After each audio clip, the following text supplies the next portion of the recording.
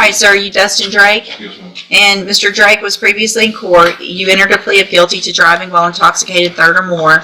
I've received the pre-sentence report. Has everyone had an opportunity to review that report?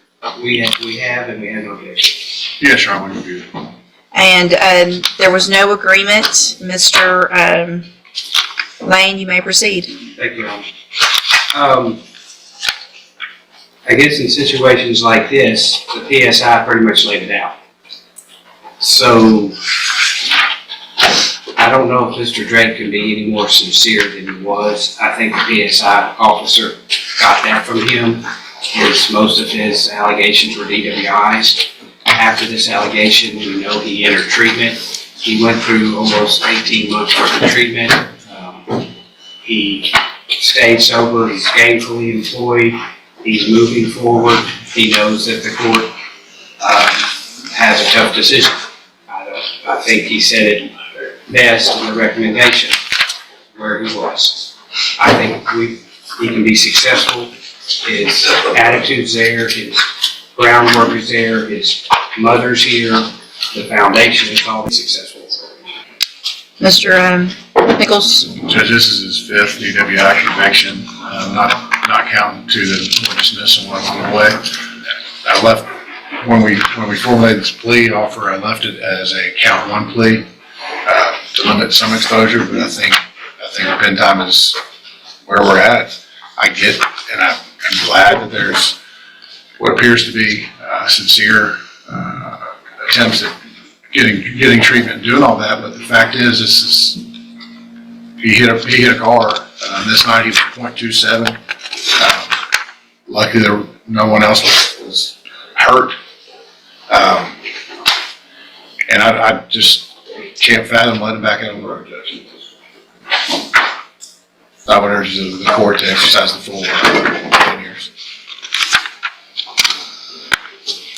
Mr. Drake, other than what's in the PSI that you stated, do you have anything else to add? I just, I really apologize for what I did. I know it was wrong.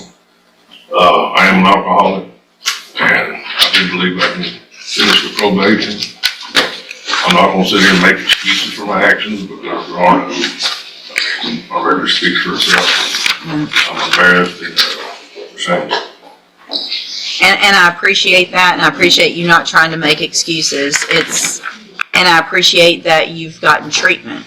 The time for treatment was before your fifth DWI. I agree. You know, you've had every opportunity since, it looks like, 05, 19, 2021,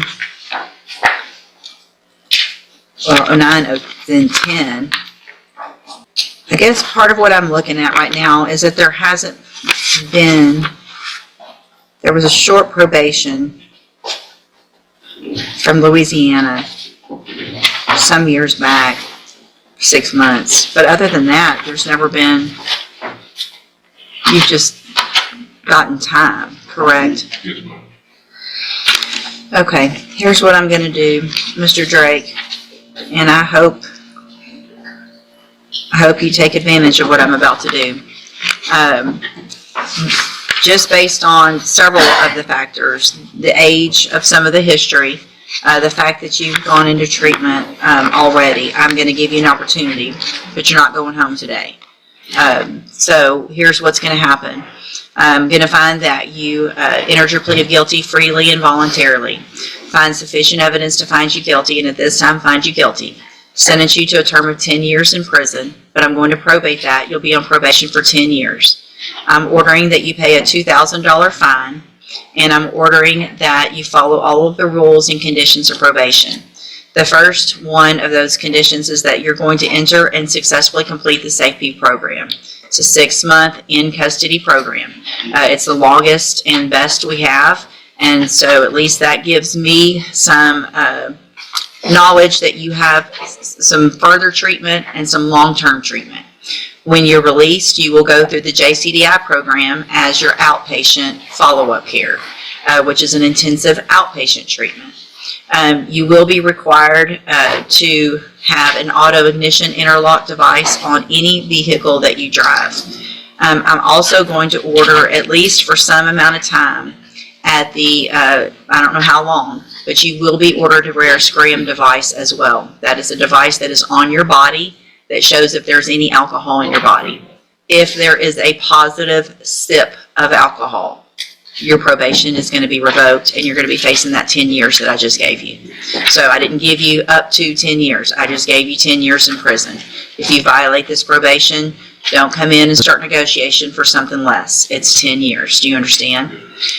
So you'll have the scram, the auto ignition, Safe P, JCDI, and any other conditions that probation deems would be important for you to be successful. So this wasn't an agreement. You do have some rights to appeal. I'm handing you the trial court certification.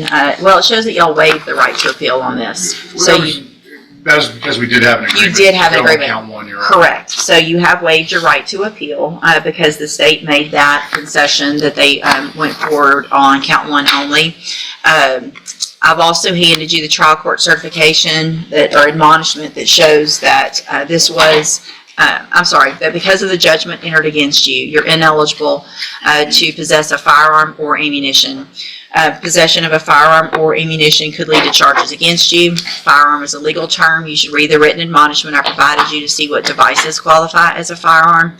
If you have questions about the laws that make you ineligible to possess a firearm or ammunition, or about how long that lasts, you can talk with Mr. Lane. Also, obviously you're going into custody, but I am ordering as a condition of that probation, it's mandatory 10 days upfront time. So you'll get that credit while you're waiting on safety. All right, you can go back with the bailiff. I'll go run Octavius Strickland. And Mr. Strickland, you were previously in court, entered pleas of guilty to evading arrest or detention with the use of a motor vehicle, as well as unauthorized use of a motor vehicle. I've received the pre-sentence report and reviewed that. Has everyone had an opportunity to review that? Yeah, Your Honor. Stay has judge. Are there any additions or corrections? Not from the state judge. In addition to that, I have reviewed your jail incident reports. Everyone's been given a copy of those as well. Have y'all both had an opportunity to review those? Yes, Judge. I have, but I don't remember. 4 fights. Yeah. Oh, yeah. You like to fight, don't you? You don't? You don't? Okay. I can tell you that I have people in front of me all the time, and they're not doing what you're doing.